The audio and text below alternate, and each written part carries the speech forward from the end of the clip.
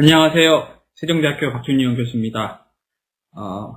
나노기술연구협의회 수소 관련해서 두 번째로 수소의 응용 분야인 수소연료전지에 대해서 강의를 시작하도록 하겠습니다. 내용은 차세대 수소 에너지원을 이용하여 전기를 생성하는 연료전지와 이를 역으로 이용하는 전해전지에 대해서 하는 강의로 시작하겠습니다. 주는 연료전지이고요. 그래서 제가 하고자 하는 강의는 조금 전문화된 그런 강의보다는 일반적인 사람들도 널리 들을 수 있게 수소 연료전지에 대한 기본적인 동작 원리 그리고 응용에 대해서 강의를 진행하도록 하겠습니다. 먼저 제가 진행하고자 하는 강의는 다음과 같은 목차로 진행되는데요. 일단 수소 시대에 대해서 간단히 언급하고, 수소로 인한 가장 중요한 응용 분야인 연료전지에 대한 기본적인 작동 원리, 특성에 대해서 말씀드리고, 연료전지에서 종류 중에 하나인 저온형 연료전지와 고온형 연료전지에 대해서 언급하는 시간을 갖도록 하겠습니다. 먼저 수소 시대에 대해서 말씀드리겠습니다. 아마도 널리 잘 알고 있지만 현재의 가장 환경적으로 문제가 되고 있는 우리나라의 미세먼지 문제 같은 경우, 이로 인한 미세먼지는 바로 우리가 널리 사용되고 있는 석탄, 석유와 같은 화석 연료로부터 일어나는 것입니다. 그 화석 연료에서는 어쩔 수 없이 탄소라는 게 들어가 있기 때문에 탄소가 만나 온실가스, 낙스라든가 이산화탄소라든가 일산화탄소 등의 온실가스를 발생하게 되고, 이런 온실가스들은 다양한 온실 효과로 인한 기후변화라든가 미세먼지 문제 등의 다양한 문제들을 요즘에 발생시키고 있습니다. 이로 인한 해결책으로 전 세계적으로 많은 나라들이 신재생 에너지에 관심을 가지고 있고요. 신재생 에너지는 태양 에너지, 그 다음에 풍력 에너지 등등이 있는데, 그 중에서도 저희가 이번 강의에서 살펴보고자 하는 분야는 바로 수소를 사용하는 연료전지 분야입니다. 우리나라에서의 신재생 에너지의 정의의 개념은 어떻게 되느냐 하면, 일단은 우리가 널리 알고 있는 이런 지열, 태양, 해양, 그 다음에 폐기물, 또 수력, 풍력, 태양 같은 것들을 재생에너지로 정의하고 있고요. 반면에 수소, 연료전지, 청정석탄 에너지는 신에너지로 정의를 하고 있습니다. 그래서 신에너지는 기존의 화석연료를 대체하는 새로운 에너지원을 신에너지를 하고 있고, 재생에너지는 햇빛, 바람 등 재생 가능한 에너지원을 재생에너지라고 정의하여 법적으로 관리를 하고 있습니다. 그래서 수소 연료전지가 신에너지이고 태양에너지가 재생에너지이고 이런 것들이 있지만, 일단은 미래의 차세대 에너지원으로서 가장 널리 각광받고 있는 신재생에너지는 다음과 같이 정의되고 있고요. 신재생에너지 시장은 연평균 매년 세계적으로 약 9조 원씩 3.5기가와트씩 크게 성장하고 있습니다. 우리나라에서 신재생에너지는 어떤 형태로 전환이 되고 있냐면, 현재는 지금 재생에너지를 실시간으로 전력을 공급하는 것으로 지금의 신재생에너지를 생각하고 있는데요. 추후에는 전기뿐만 아니라 열, 수소와 같은 연료 형태로도 다양하게 활용하고 필요에 따라서는 다른 에너지로 전환하는 에너지 시스템을 지금 구상하고 있고요. 또 하나는 지금 현재는 한전에서 관리를 하고 있지만, 이제는 미래에는 도소매 거래 및 개인 간의 거래까지 모두 포함하는 개념으로 에너지의 시장이 변경되고 있습니다. 그래서 재생에너지 중심의 통합 스마트 에너지 시스템이 우리나라가 이제 구축하자 온 미래의 전력의 모습이 있고요. 재생에너지를 기반으로 하여 전력시장, 가스, 그 다음에 수송분야 에너지, 냉난방, 열과 같은 다양한 형태의 에너지를 구축하고 이런 것을 관리하는 통합 스마트 에너지 시스템을 구축하는 것을 목표로 우리나라는 신재생 에너지를 개발하고 있습니다. 그러면 수소 시대란 무엇일까요? 그래서 제레미 레프킨이 수소 레볼루션이라는 걸 처음으로 했었는데 우리나라에서의 수소 시장, 수소 경제라는 것의 의미는 일단은 CO2, 온실가스를 절감하고 미세먼지 등 경제 환경 질서를 재편하여 에너지 안보, 미래 산업 육성을 위한 핵심 키워드를 수소로 생각하고 있습니다. 그래서 이로 인하여 에너지 패러다임이 기존의 화석 연료로부터 중심이 되어 있는 경제를 재편해야 되고 그로 인해서 온실가스를 발생시키는 이러한 화석 연료를 중심에서 탄소 배출이 재료이고 대용량 저장이나 운송이 가능한 수소로 경제의 모든 것들을 개편하고자 하려고 하고 있습니다. 현재 우리나라 신재생 에너지 비율은 아직 미미한데요. 2030년까지는 총 발전량 대비 신재생 에너지 비율을 약 20%까지 상향하는 재생에너지 3020이라는 프로그램을 진행하고 있고요.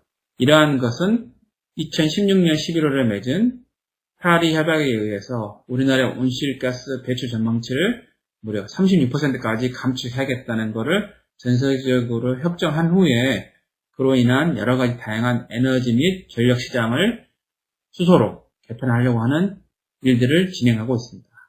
두 번째로는 가장 또 하나의 중요한 이유가 에너지 안보적인 문제에서 우리나라는 지금 현재 모든 에너지를 해에서 의존하고 있습니다. 약 93%의 엄청나게 많은 에너지를 해에 의존하고 있고요. 다는 아니지만 이 중에 일부를 수소로 대체하여 에너지 안보를 굳건히 하겠다는 정부의 뜻이 담겨 있습니다. 세 번째로는 수소의 생산, 저장, 공급, 이용 등 수소의 연료전지뿐만 아니라 다양한 분야에서의 산업을 창출하여 우리나라가 더 많은 일자리와 수출을 하고자 하는 제품으로 수소를 생각하고 있는 것입니다. 이는 그냥 우리 마음속에 있는 생각이 아니고요. 이번 1월달 2019년 1월 대통령께서 수소경제 활성화 로드맵이라는 걸 발표했고요. 구체적으로 로드맵을 만들어서 언제까지 무엇을 하고 얼만큼 하겠다는 것을 발표하였습니다. 그래서 지금 2020년에는 수소차를 8만 대, 약 8.1만 대를 만들고 2040년까지는 약 600만 대까지를 만들겠다.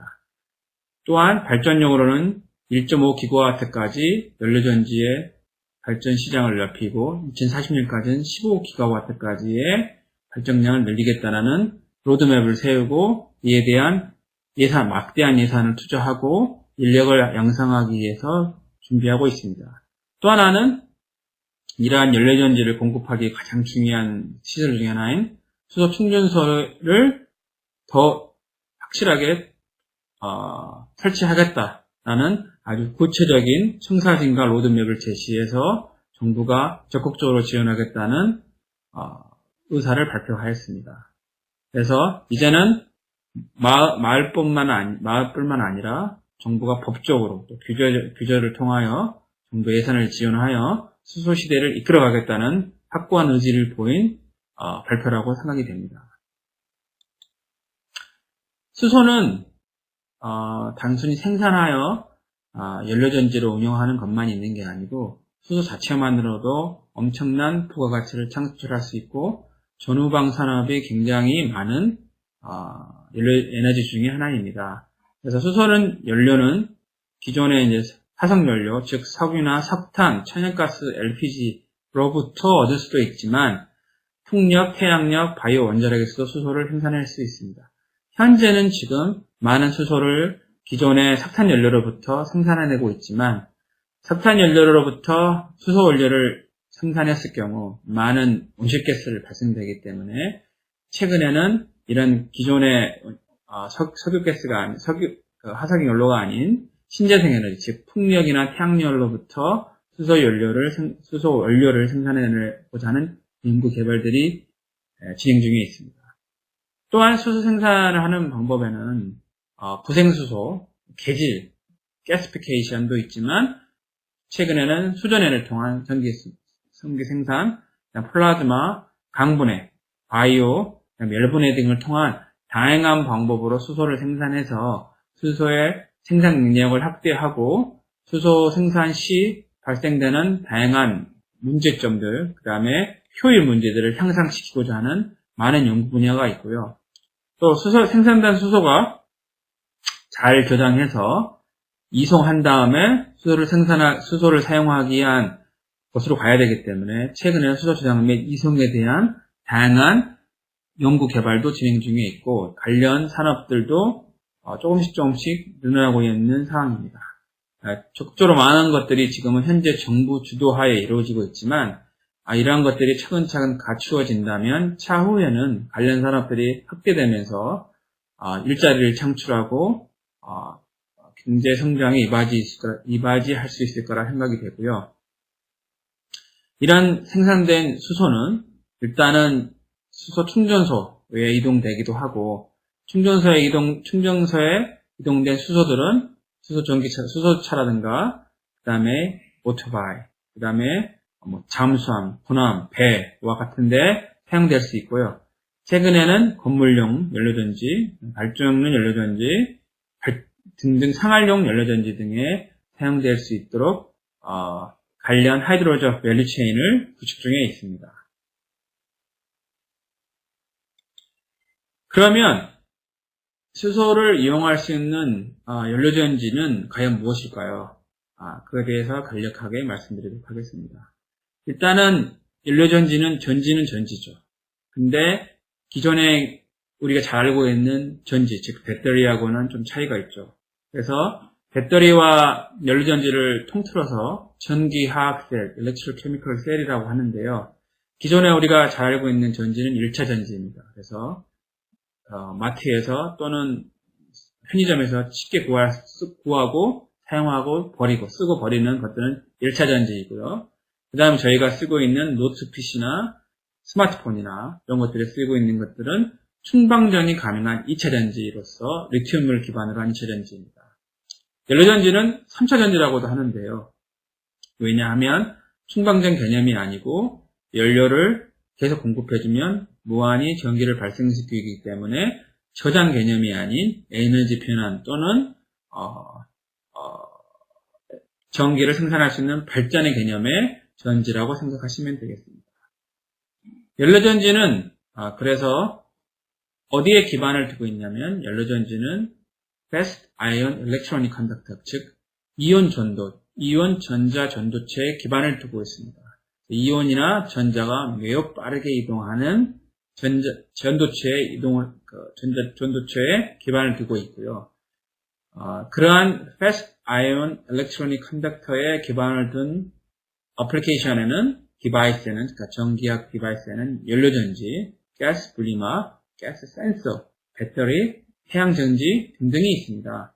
그 중에서 저희가 오늘 보고자 하는 가장 중점적인 내용은 연료전지이고요. 이 연료전지를 반대로 돌리는 경우가 바로 가스 분리막 또는 전해전지라고 불리기도 하고요. 그 다음에 가스 센서는 연료전지와 비슷한 개념이긴 하지만 발전을 하기 위한 게 아니고 들어온 가스로부터 나온 전력을 측정하여 어떤 가스가 얼만큼의 농도로 있다는 것을 측정하는 게 센서이고요. 배터리는 비슷한 Fast Ion Electronic Conductor를 기반으로 하고 있고 해양전지도 마찬가지입니다. 그래서 이론적으로는 전지는 Fast Ion Electronic Conductor에 기반을 두고 있는 전기학 디바이스다 라고 생각하시면 되겠습니다. 연료전지의 역사는 어떻게 되는지 살펴보겠습니다. 연료전지는 1839년에 글로브라는 과학자가 묽은 항산 속에 아연과 질산을 섞은 다음에 물에 전기를 가했을 경우에 수소와 산소가 생성된다는 것을 알게 됐고요. 반대로 수소와 산소를 양단에 넣어주면 물과 함께 1V의 전기가 생성된다는 것을 알고 연료전지의 개념을 알게 되었습니다. 즉, 연료전지는 물과 산소와 수소를 넣어주면 전기가 발생되는 것이고요. 반대로 전기를 가해주면 수소와 산소를 발생시키는 게 바로 electrolysis, 바로 전해 전지가 되겠습니다. 상업적으로 운영되지는 않았지만 1800년도에 알려진 연료전지는 과학기술이 그렇게 발달하지 못했기 때문에 이전에는 이용되지 못하다가 1960년대에 미국의 나사에서 달에 우주선을 보내기 위한 프로젝트의 일환으로 연료 추진선의 알칼리 연료전지와 고분자 전해질 연료전지가 처음으로 사용된 게 1964년, 1965년입니다. 하지만 비싸고 여러 가지 연구가 쉽게 진행되지 않아서 그동안 빛을 발하지 못하다가 최근에 전기약 셀이라든가 여러 가지 다양한 나노 소재나 나노 합성 기술이 개발되면서 최근에 다시 각광을 받고 있는 분야가 바로 연료전지가 되겠습니다. 연료전지의 기본적인 작동 원리는 수소가 여기 들어와서 수소가 분해된 다음에 이 프로톤으로 아이온 상태로, 즉 수소 이온 상태로 이동하여 연료국에서 공기국으로 이동하여 공기국에서 들어온 산소와 만나 물이 되는 게 바로 연료전지의 기본 작동 원리가 되겠습니다. 그래서 에노드에서는 수소가 프로톤과 변경되고 두 개의 전자를 발생시키고요.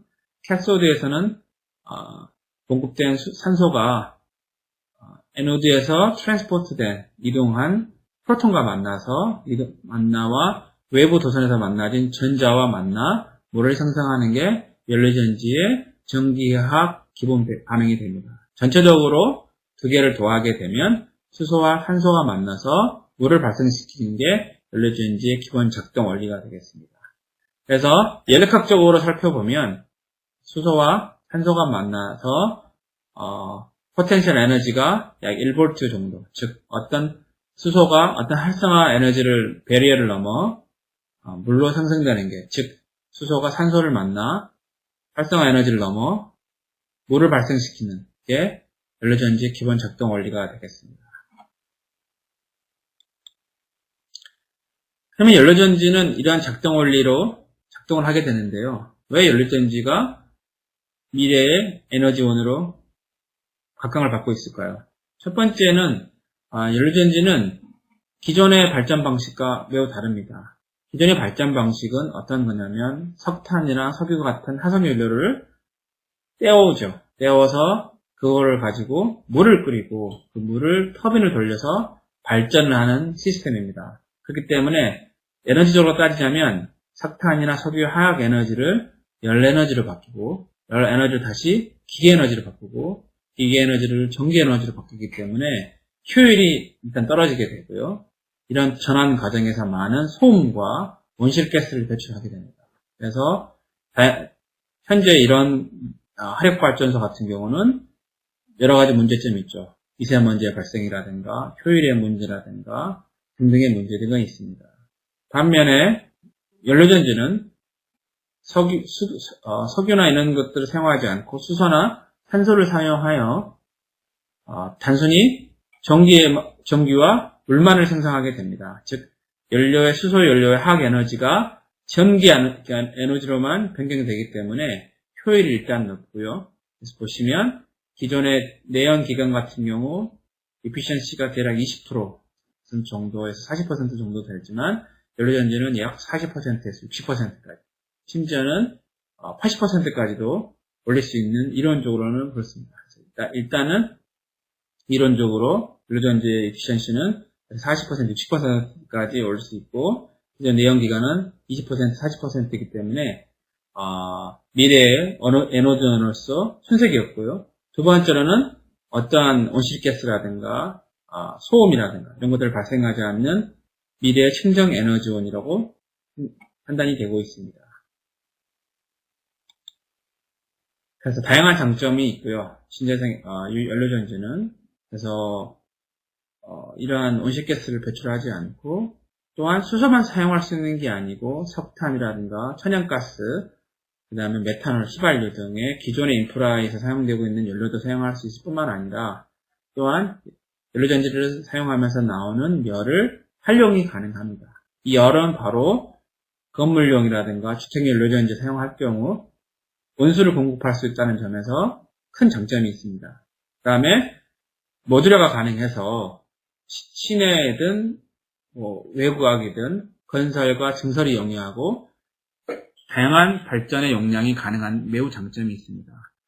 이를테면 화력발전소나 원자력발전소 같은 경우는 건설과 증설이 쉽지 않고 다양한 용량이 가능하지 않은 반면에 연료전지 발전소는 10kW부터 수메가와트까지 건설과 증설이 용이합니다. 단점은 뭐냐? 가장 큰 두 개의 큰 문제는 바로 가격이 비싸다는 거고요.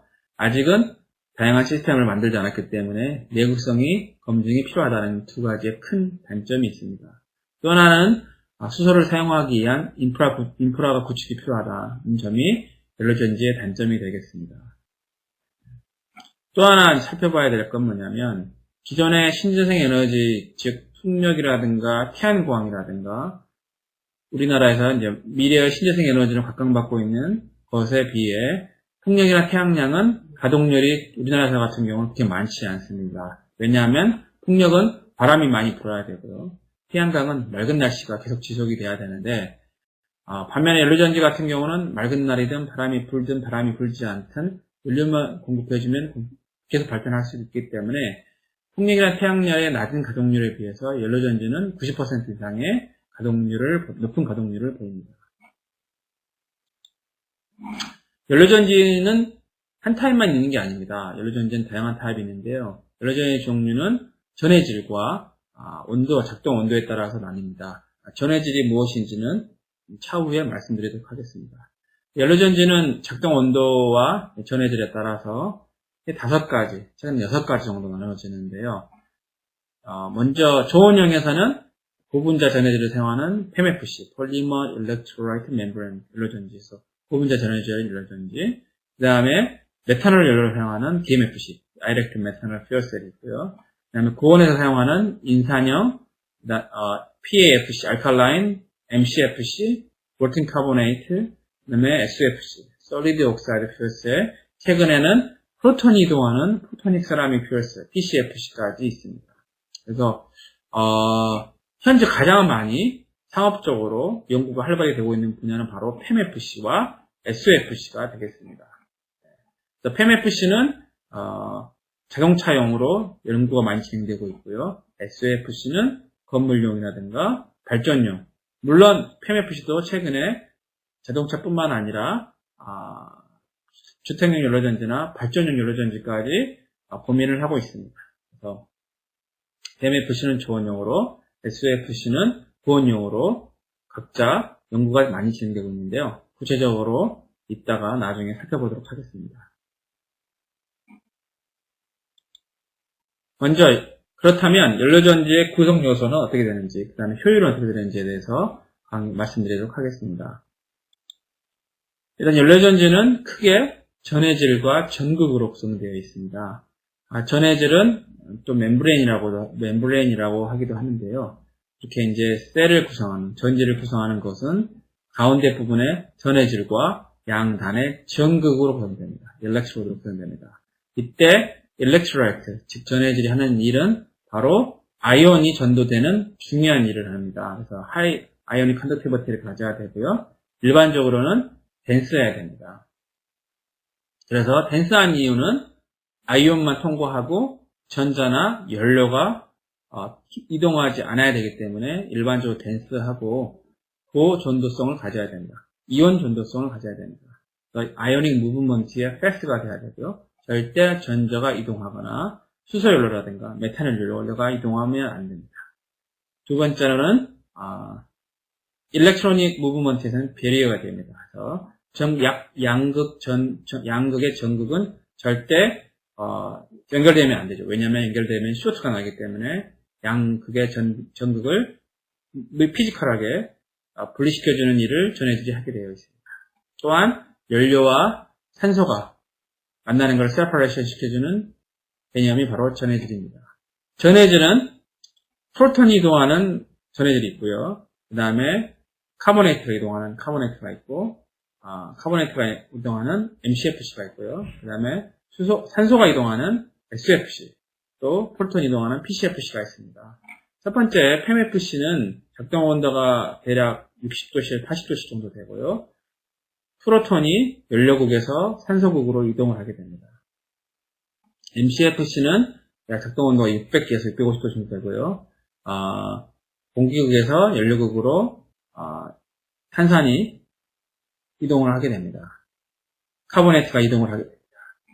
그 다음에 SFC는 작동 온도가 요즘에는 800도에서 700도 정도에서 산소 아이온이 공기국에서 연료국 이동을 하고요.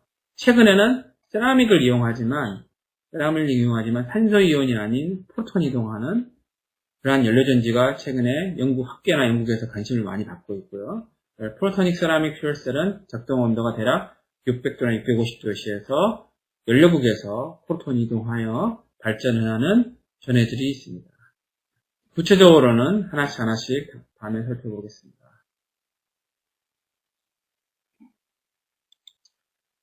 그 다음에 두 번째 연료전지의 구성요소로서 전극을 살펴보겠습니다. 전극은 촉매로 구성되어 있고요. 전극은 일단 포러스해야 됩니다. 왜냐하면 가스가 들어오거나 나가야 되기 때문에 포러스하게 구성되어야 되고 일렉트로케미컬 리액션의 반응의 사이트가 됩니다. 즉 전기학 반응, 산화 반응이나 한원 반응의 주된 장소가 되고요. 아이언과 전자가 함께 이동하는 매우 중요한 장소입니다. 또한 일렉트로라이트와 가스 플로우를 분리하는 물리적인 개념이 있고요. 일반적인 전기화학 반응은 삼상계면이라고 하는데요. 일렉트로라이트, 전극, 가스가 만나는 점이 바로 텔피율 페이스 바운더리라고 해서 삼상계면이라고 하는데, 이러한 전극은 삼상계면이 많으면 많을수록 반응 사이트, 반응 면적이 늘어나서 성능이 향상이 됩니다.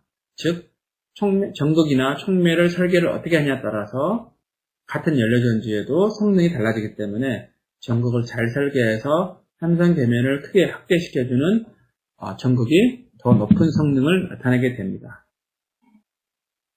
그래서 전극에 대한 개념은 첫 번째로는 이런 트리플 베이스 바운더리를 많이 만들 수 있는 반응 사이트를 제공해줘야 되고, 두 번째는 촉매적 특성이 뛰어나야 되고, 세 번째는 이온 전도성이나 전자 전도성이 함께 높은 그러한 물리적인 특성을 나타내야 됩니다.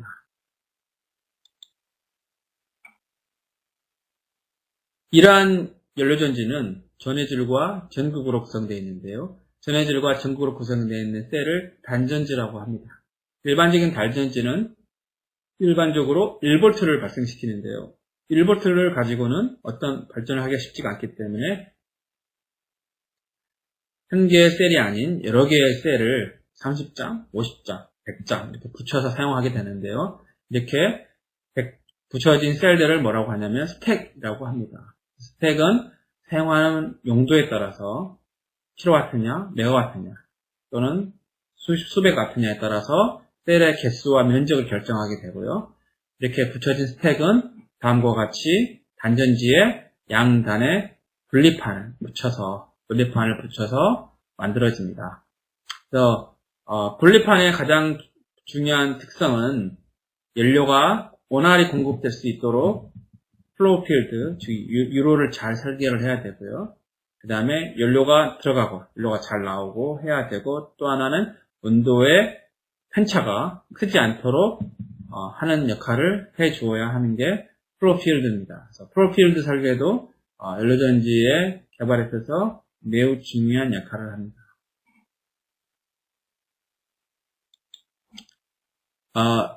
스택을 실제 보시면요. 지금과 같이 만들어진 스택이 약 7kW 정도의 100장을 쌓은 PEMFC 스택이 되고요. 고분자 전류전지 스택이 되고요. 여기가 이제 고온형에서 쓰는 SFC의 진짜 셀 단지와 스택이 됩니다. SOFC는 특이하게도 이런 평판형 스택뿐만 아니라 둥그런 튜블러 타입의 스택도 만드는 데가 있고요.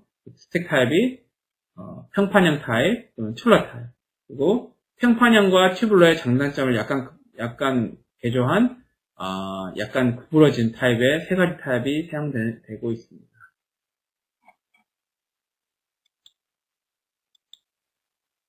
그 다음에 이렇게 만들어진 스택은 이제 시스템으로서 작동이 되게 되는데요. 보시면 이렇게 여기서 전기를 생산하는 스택이 있고요. 스택이 작동을 하기 위해서는 BOP를 통해서 연료와 산소가 공급돼야 되고, 그러기 위해서는 펌프류를 구칭하는 말이 바로 Mechanical BOP라고 해서 Balance of Plant라고 합니다. 그래서 MBOP에 통해서 연료나 수소가 공급돼야 되고요. 또한 이거를 작동할 수 있는 EBOP라고 해서 전력을 DC로 바꿔준다든가 AC로 바꿔준다든가 등등의 역할을 하는 게 바로 EBOP입니다. 그래서 연료 공급을 해주는 부품들이 바로 MBOP고요. 전력을 변환시켜주고 컨트롤하는 게 바로 EBOP라고 합니다. 그래서 스택은 혼자 스스로의 힘으로 작동하지 못하고 MBOP와 EBOP의 도움을 받아서 작동을 하게 됩니다. 이걸 통틀어서 연료전지 시스템이라고 합니다. 그래서 연료전지 시스템은 이렇게 기본적으로 구성이 되되, 자동차인 경우, 발전용인 경우에는 BOP의 설계를 달리하여, 즉 MBOP와 EBOP의 설계를 달리하여 에피션시를 높이고 수명을 향상시키고 소비자들이 원하는 목적을 맞게 시스템을 설계하게 됩니다. 즉 연료전지는 단순히 나노 기술이 있는 재료나 화학뿐만 아니라 이런 거를 컨트롤할 수 있는 기계, 전자, 화공 등 다양한 분야의 기술자들이 필요로 하고, 이거를 인테그레이트한 종합부품적 성격의 제품이 바로 연료전지가 되겠습니다. 연료전지는 발전 개념이기 때문에 중요한 개념이 바로 efficiency입니다. 즉 인풋 대비 얼마의 아웃풋이 나오는가가 연료전지에서 또 하나 중요한 개념이고요. 일반적으로 연료전지는 깁스 프리 에너지를 통해서 계산해 보면 발생될 수 있는 이론적인 제품 전압이 대략 1.2V이기 때문에 1.2V의 전력을 생산하게 되고요. 그러나 여러 가지 이유로 인하여 1.2V의 전기를 다 쓰지는 못하고 실질적으로는 다른 작동 전압에서 사용하게 되는데요. 왜냐하면 바로 로스가 생기기 때문입니다. 그래서 이런 로스들을 폴라리제이션이라고 하고요. 이 폴라리제이션에는 크게 세네 가지 정도 되는데요. 첫 번째로는 액티베이션 로스, 두 번째는 옴닉이나 인터널 커런트에 의한 옴닉 로스 또는 프로 크로스오버가 있고요. 세 번째로는 바로 매스 트랜스포트 또는 컨센트레이션 로스가 있습니다. 액티베이션 로스는 뭐냐면 이 I와 V, 즉 커런트와 볼티지 그래프에서 이론적으로 아까 말씀드렸다시피 연료전지는 대략 1.2V의 이론적인 전압을 가져야 되지만 이런 큰 세 가지의 로스에 의해서 다음과 같은 전류, 전압, 곡선을 그리게 되고요. 고전압에서 높은 전압에서 생성되는 로스가 바로 일반적으로는 촉매의 반응의 슬로우에 대해서 생기는 액티베이션 로스, 즉 활성화 손실이고요. 두 번째는 옴 저항, 멤브레인이라든가 등등의 저항에 의한 접촉이라든가 이런 게 생기는 게 바로 옴 저항, 옴믹 로스가 되고요. 세 번째로는 하이 커런트 영역에서 연료의 공급이라든가 생성 배출물들이 원하지 않을 경우 생성되는 게 바로 매스 트랜스포트 또는 농도 분국이 되겠습니다. 그래서 크게 세 가지의 액티베이션 로스, 오믹 로스, 컨센트레이션 로스의 세 가지의 로스로 구성되어 있고요. 이 세 가지들은 다 로스기 때문에, 손실이기 때문에 이론적인 1.2V에서 빼주게 되면 바로 그게 나오는 게 실질적인 셀의 셀의 전압이 됩니다. 그래서 우리 같은 화학이나 재료를 연구하는 사람들은 이러한 재료나 이런 것들을 개발하여 연료전지에서 생기는 로스를 최대한 줄이는 연구를 다양한 학계나 연구에서 진행하고 있습니다. 먼저 액티베이션 플로라이제이션 로스는 반응이 느려져서 생기는 손실인데요. 이러한 반응의 로스에서 생기는 손실은 이론적으로 계산할 수가 있는데요. 그러한 개에서 키네틱스, 즉 반응의 속도나 이런 것들을 결정하는 키네틱스를 계산할 수 있는 식들이 바로 특성을 볼 수 있는 그러한 것들이 바로 벌틀러-보물 이퀘이션이고, 타펠의 슬롭을 통해서 이 반응이 빠른지 느린지 알 수 있고, 그리고 느린 경우에는 재료의 특성을 바꾸어서 재료 액티베이션 로스를 줄이게 되면 성능을 향상시킬 수 있습니다.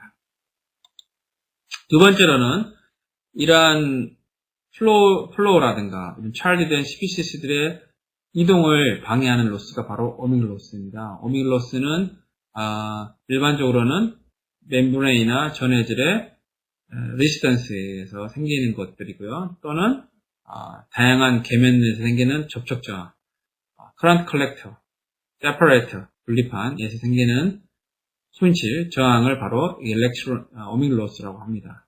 또는 TMFC 같은 경우 메탄 연료에서 연료국에서 공기국으로 트랜스포트 되는 것도 오밍 로스인데 하나인데요. 그건 이따가 다시 더 자세히 살펴보도록 하겠습니다. 오밍 로스는 일반적으로 옴의 법칙에 의해서 V는 IR에 지배되고요. 저항이 R이 커지면 커질수록 볼테이지가 떨어지기 때문에 R을 오밍 로스를 줄이면 줄일수록 작동 전압을 높이고 셀의 성능을 향상시킬 수 있습니다. 세 번째로는 매스 트랜스포트 또는 컨센트레이션 로스라고 하는데요. 농도 분극은 여기서 보이다시피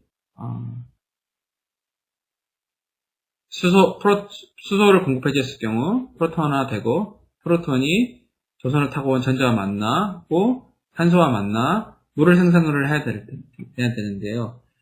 물의 생성이나 배출이 느려지게 될 경우 매스 트랜스포트나 농도의 손실이 생기게 됩니다.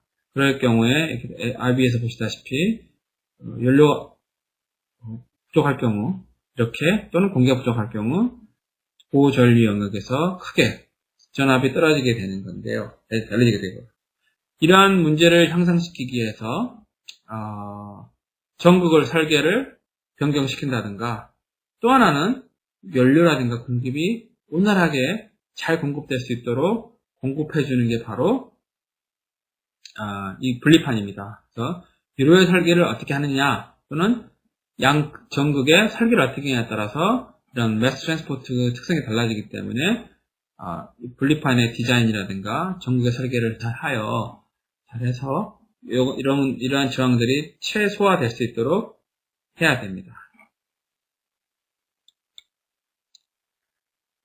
네 번째로는 이거는 DMFC라든가 SFC 같은 경우 생산되는 문제인데요. DMFC 같은 경우 메탄올 연료를 사용하게 될 경우 메탄올과 크로스오버가 돼서 공기국 쪽으로 가게 되면 공기국에 있는 메탄올 연료가 공기국과 만나 캐소드 쪽에 촉매 특성을 저하시키는 그런 문제를 발생하게 되는데요. 이러한 경우들은 오픈 서킷 볼테이지를 작동 전압을 떨어뜨리게 하는 단점이 있고, 또한 캐소드의 특성을 열화시키는 문제가 있습니다. 두 번째로는 세리아 SFC 같은 경우, 세리아 전해질을 사용할 경우 세리아는 아이온 전도성 물질이어야 되는데요. 한온 분위기에 노출되었을 경우 세리아가 한온되어 전자를 발생시키게 되고, 전자가 트랜스포트 되어 오픈 서킷 볼티지가 떨어지게 되는, 즉 에피션시를 떨어뜨리게 되는 문제를 발생하게 됩니다. 즉 이런 연료 크로스오버라든가 일렉트론 리키지가 거의 없어야지만이 높은 연료전지의 성능과 효율을 나타내게 됩니다. 그래서 이론적으로 연료전지 에피션시는 연료전지 타입에 따라서 다음과 같이 나타날 수 있고요. PMFC 같은 경우는 대략 한 40, 50% 정도 되고 SFC 같은 경우는 60% 정도의 효율을 보입니다. 지금 이제 DMFC 같은 경우는 아주 작은 단위 1kW 정도 이하의 모바일 영역에서 연구를 많이 했었는데요. 현재 DMFC는 예전에 비해 연구 활동이 그렇게 크지는 않습니다. 왜냐하면 이 소형 분야에서 리튬 배터리가 아주 활동을 잘해주고 있기 때문에 DMFC의 니즈가 크지 않고요. 사실은 그래서 최근에는 DMFC 연구는 좀 주춤한 상태이고요. 반면에 PMFC 같은 경우는 1kW부터 100kW에 이르기까지, 최근에는 100W에 이르기까지 다양하게 연구가 되고 있고, PMFC는 자동차, 건물용, 주택용 연료전지로서 많은 연구가 되고 있습니다. SFC 같은 경우는 기존에는 발전용으로서 많은 관심을 두고 연구를 했지만 아직은 기술적인 한계에 의해서 출력을 크게 키우지는 못하고 있고요. 가정용 연료전지와 건물용 연료전지에 많은 관심을 가지고 연구가 진행되고 있습니다. 이러한 연료전지를 이의 성능을 향상시키고 로스를 줄이기 위해서는 특성이 어떻게 되는지 분석을 해야 될 필요가 있는데요. 이런 분석을 할 수 있는 가장 기본적이고 중요한 툴이 바로 임피던스입니다. 임피던스는 Electrochemical Impedance Spectroscopy라고 하는데요. 장비는 매우 심플합니다. 매우 심플하고 측정도 매우 심플하지만 단점은 해석이 어렵다는 게 단점이 있죠. 기본적으로는 우리가 아는 저항은 레지스턴스는 옴 저항에 의해서 측정할 수 있지만 그 외에 보이지 않는 많은 여러 가지 저항들이 있는데요. 예를 들어서 캐패시턴스, 인덕턴스 등은 어떤 물질의 전달을 방해하는 특성이 있지만 기존의 일반적인 DC 포텐셜을 가지고는 측정을 할 수가 없습니다. 그래서 새로운 장비가 나왔는데요. 바로 그게 임피던스이고요. 임피던스는 어떤 픽스드된 DC 포텐셜에서 전압을 바꿔주면서 AC 시그널을 줘서 시그널의 프리퀀시에 따라서 나오는 특성을 측정한 게 바로 임피던스가 되겠습니다. 그래서 임피던스는 캐패시턴스, 인덕턴스, 레지스턴스 세 가지 모든 특성을 측정할 수가 있고요. 보시다시피 이렇게 세미서클을 보이게 됩니다. 그래서 회로를 구성하게 되면 단순한 한 개의 세미서클인 경우에는 캐패시턴스, 레지스턴스가 이렇게 구성되는데요. 이 레지스턴스는 옴 레지스턴스 이 분야가 되고 세미서클은 캐패시턴스와 레지스턴스가 같이 생성되어 있는 서킷을 형성하게 됩니다. 그래서 일반적인 연료전지는 다음과 같이 회로가 구성되고요. 셀의 일렉트라이트 레지스턴스는 이만큼, 그 다음에 이만큼의 더블 레이어 생긴 캐패시턴스 특성, 여기까지가 폴라리제이션 레지스턴스, 그다음에 여기가 디퓨전에 의한 오버크 임피던스가 되겠습니다. 그래서 더 복잡하지만 기본적으로는 레지스턴스, 인덕턴스, 캐패시턴스 3개로 회로가 구성되어 있고 이 회로 전극의 특성에 따라서 셀의 특성에 따라서 다음과 같은 임피던스의 픽을 형성하게 되고 이 픽의 특성을 해석해서 셀의 저항이라든가 전극의 저항이라든가 것들을 임피던스를 통해서 측정할 수 있고 이러한 저항이 커졌을 경우에 아까도 말씀드렸다시피 셀의 성능과 에피션시를 떨어뜨리기 때문에 우리가 연구하는 분야는 이러한 레지스턴스들을 최소화하여 셀의 성능을 향상시키는 연구들을 진행하고 있습니다. 또 하나의 가장 기본적인 분석 툴이 사이클릭 볼탄 매출입니다. 사이클릭 볼탄 매출은 구분자 전해질 연료전지의 촉매적 특성을 살펴볼 경우에 가장 기본적으로 하는 분석 방법입니다. 파워풀한 툴이면서도 쉬운 방법인데요. 이걸 가지고 촉매의 가장 중요한 특성인 Electrochemical Surface Area를 측정하고 계산할 수가 있습니다. 일반적인 백금의 촉매를 보시면 백금 촉매는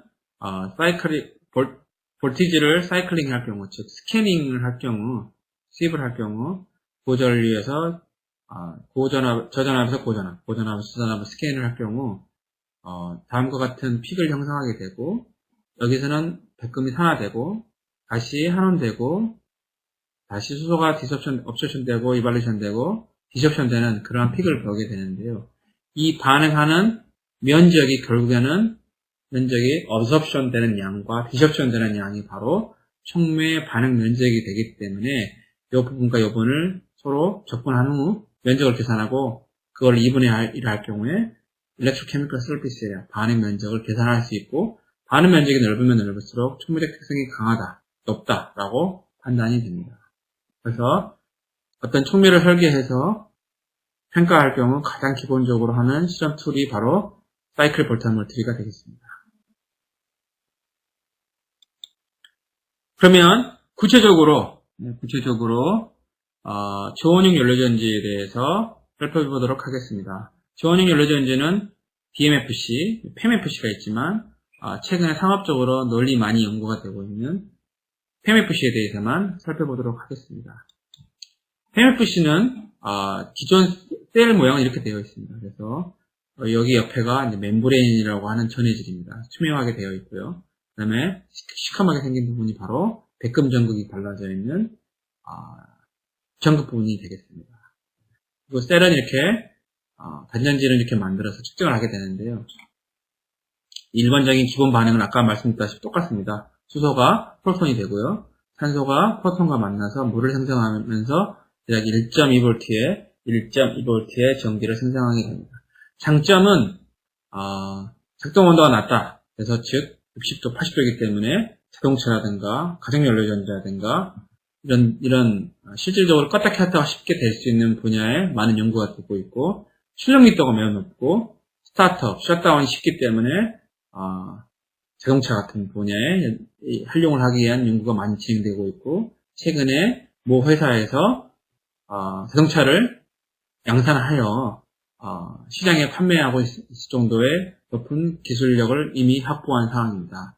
아직까지의 단점은 뭐냐면 전극으로 사용하고 있는 물질이 바로 백금인데요. 백금은 아시다시피 매우 비싼 물질이고 귀한 물질이기 때문에 백금의 양을 최소화하거나 백금을 대체하려고 하는 연구가 아직도 활발히 진행되고 있습니다.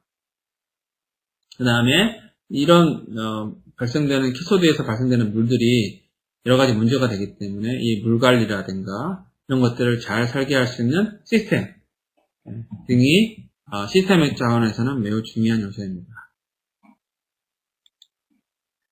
보시면 다음과 같이 이렇게 구성되어 있는데요. 여기는 멤브레인이라고 합니다. 보통은 두표의 나피온사의 멤브레인이 가장 기본적으로 많이 사용되고 있고요. 멤브레인은 기본적으로 하는 일이 프로톤만 이동해야 되지만 실질적으로는 멤브레인의 특성에 따라서 여러 가지 단점이 있긴 하지만 일반적으로는 프로톤만 이동을 해야 되고요.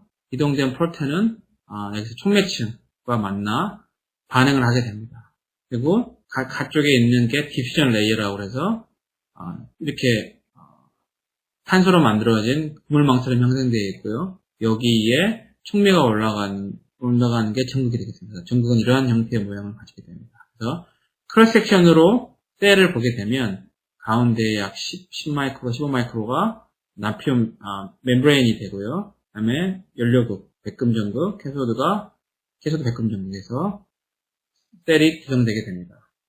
최근에 사용되고 있는 촉매들은 PT라든가 PT 코발트, PT 망간, PT 메탈이 서포트된 촉매들을 공기극과 연료극에 많이 사용하고 있고요. 백금의 양을 저감하기 위한 다양한 시도들이 진행되고 있습니다. PEMFC는 현재 다양한 연구 분야에서 운용이 되고 있고요. 최근에 이제 리튬 배터리의 분야인 리튬 배터리가 사용되고 있는 분야에서 리튬 배터리가 자동차라든가 전기자동차라든가 ESS라든가 큰 대용량의 저장 시스템으로 시장을 확장하고 있다면 PEMFC도 마찬가지로 자동차 분야, 건물용, 하우스 분야 등에 다양하게 시장을 형성하고 그 분야에서 연구가 되고 있고요. 연구가 되고 있습니다. 살펴보면 첫 번째는 건물용인데요. 일반적으로 현재 건물은 도시가스나 전기를 공급해서 가전제품이나 난방이나 온수를 사용하게 되는데 이럴 경우에 지금 현재 이피션시가 떨어지게 되고 많은 에너지를 소모하게 됩니다. 근데 우리가 미래의 가정은 신재생 에너지로부터 가스와 전기와 열을 공급받게 되면 결국에 집에서 발생되는 온실가스가 하나도 없게 되는 거죠. 그러한 하우스를 제로 에미션 빌딩이라고 하는데요. 미래의 가정이 가지고자 하는 그런 집들이 바로 이런 모양입니다. 그래서 지열이라든가 태양열, 수소연료전지를 통해서 전기와 열과 온수를 공급하여 온실가스 저감 및 전기를 획기적으로 줄일 수 있는 그러한 미래의 4세대 가정이라고 판단하시면 되는데요. 이런 거는 왜냐하면 이렇게 에너지 소비를 매우 줄일 수 있고 또한 온실가스를 크게 줄일 수 있음으로써 가정의 그 에너지원의 효율을 높이고 오염물질을 저감할 수 있다는 차원에서 현재 많은 시도들이 진행되고 있습니다.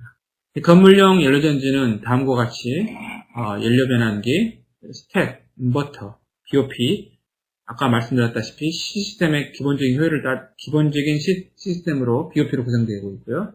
전기 효율은 대략 35%에서 연료는 45%를 통해서 많은 효율을 높이고자 하는 연구가 진행되고 있습니다.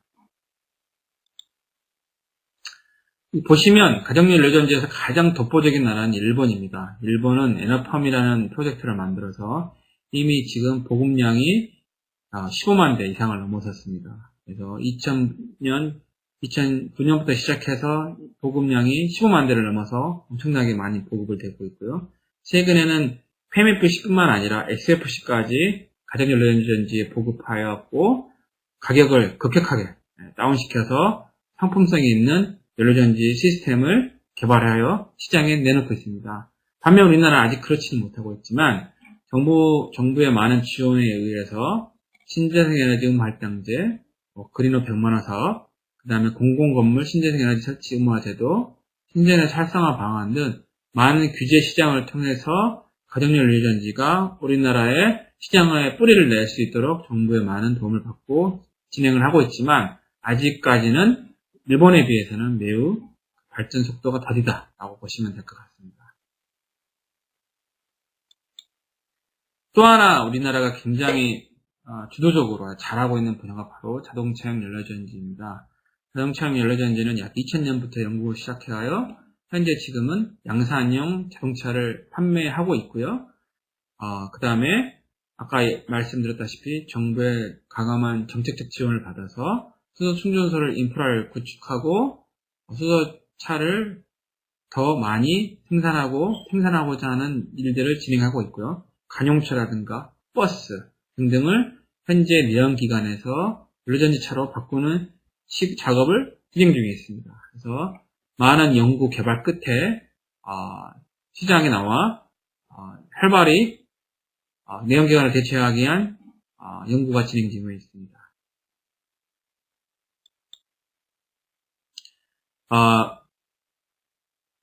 하지만 일단 시장에 나와서 판매되고 있지만 이런 PEMFC도 아직 가야 될 일들이 많습니다. 첫 번째로는 멤브레인이고요. 멤브레인은 일반적으로 우리나라가 다 전부 외산을 쓰고 있기 때문에 이에 대한 핵심 기술을 개발하여 국산화하는 것도 중요하고요. 또는 백금 촉매도 마찬가지입니다. 백금 촉매가 매우 비싸기 때문에 아직도 백금을 양을 줄여야 되고, 또한 백금을 특성을 향상시키거나 비백금계 연구도 진행하여 더욱더 상품성을 크게 향상시키는 연구가 필요하고요. 그 다음에 이거를 리사이클링 한다든가 또는 스택 기술을 개발한다든가, 그 다음에 이런 시스템의 다양한 BOP들을 개발하여 양산성을 높이고 연료전지 시스템의 가격을 낮추는 다양한 연구 개발이 아직도 많이 필요로 하고 있습니다. 다음은 고원형 연료전지인데요. 고원형 연료전지는 SOFC, 즉 고체 산화물 연료전지에 대해서만 간단하게 살펴보도록 하겠습니다. 고원형 산화물 연료전지도 기부종과 동일한데요. PMFC와 다른 점은 뭐냐면 PMFC 같은 경우는 연료국에서 프로톤이 이동하여 공기국으로 이동하여 산소와 만나 물을 형성되는 반응인 반면 SOFC 같은 경우는 산소가 환원하여 전해질을 통해서 연료국의 산소와 만나 연료국에서 물이 발생되는 타입입니다. 즉 SOFC는 아까도 말씀드렸다시피 프로톤 전해질이 아니고 산소 전도체, 산소가 이동되는 전해질이고요. SOFC의 가장 큰 장점은 높은 효율입니다. 연료전지 중에서 가장 높은 효율을 가지고 있고 작동 온도가 매우 높기 때문에 폐열 활용이 가능하기 때문에 만약에 가정용이나 건물용으로 사용할 경우 고온의 원수를 쉽게 공급할 수 있다는 장점을 가지고 있고 온실가스가 배출이 전혀 많지 않습니다. 단점은 아직까지 경제성, 즉 코스트가 비싸고 그 다음에 고온을 사용하기 때문에 이로 인한 열적 스트레스, 즉 내구성에 대한 문제점 등이 있습니다. 동일하게 SOFC도 싱글셀로 구성되고요. 싱글셀은 다음과 같은 모양으로 구성되어 있고요. 이거를 1.2V가 나오는 셀을 사용자의 목적에 따라서 스택화하여 발전 용량을 키우는데요. 이렇게 생기는 걸 평판형 스택, 그 다음에 이렇게 생긴 걸 튜블러 타입이라고 합니다. 현재 이런 스택은 다양한 시스템, 즉 발전용이라든가 가정용 연료전지라든가 자동차용 보조전원이라든가 등에 활용이 되고 있습니다.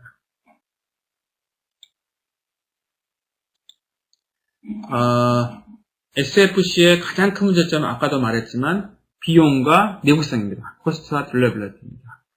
그래서 장수명, 고신뢰성의 스택 소재 및 공정, 그다음에 시스템 운전 기술이 최근에 가장 중요한 기술적 이슈이고요.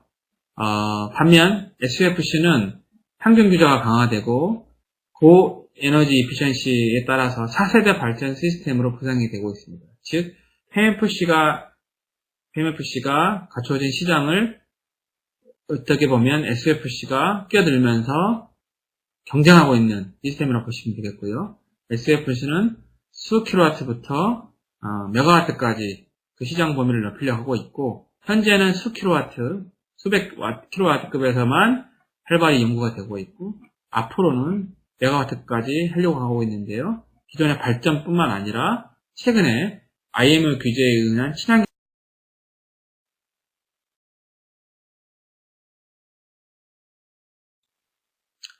SOFC의 기술적 이슈는 높은 작동 온도인데요. 높은 작동 온도로 인해서 백금면 같은 비싼 촉매가 필요치 않다는 장점도 있지만 너무 온도가 높기 때문에 내구성이 떨어지게 되거나 고온에 의한 소결 등등의 문제가 있기 때문에 최근에는 작동 온도를 800도, 1000도에서 600도까지 낮추려고 하는 많은 연구가 진행되고 있고요. 온도를 낮추게 되면 다양한 장점이 있죠. 그래서 온도를 낮추기 위한 여러 가지 전략들이 사용되고 있는데 첫 번째는 전원에서 작동하는 전해질을 개발하는 것, 그 다음에 두께를 얇게 해서 오hm 저항을 줄여서 성능을 높이고자 하는 연구들, 그 다음에 고성능의 전극을 개발하는 일들이 진행되고 있습니다. 그래서 기존에 사용되고 있는 YSG, 이트리아 스테이블라이즈 시리코니아보다 더 높은 이온 전도성을 가지고 있는 중저온에서 이온 전도성을 가지고 있는 세리아라든가 LSGM, 랑타늄, 스트론튬, 갈륨, 마그네슘 또는 비스무스 계열의 전해질을 연구를 하고 있고요. 이와 더불어서 저온에서 저항이 적은 물질들, 최근에 많은 연구 결과를 발표한 더블 페로브스카이트, 이중층 페로브스카이트에 대한 연구들이 활발히 진행되고 있습니다. 또 하나의 문제점은 내구성인데요. 내구성은 딜라미네이션, 딜라미네이션 되거나 이렇게 니켈 깨지거나 또는 크롬 포이즈닝, 카본 코킹, 니켈 파티클 아글로메이션 등 다양한 운전 조건에서 여러 가지 문제점들이 발생되고 있고, 이런 문제점들을 해결하기 위한 활발한 연구가 SFC에서는 진행되고 있습니다.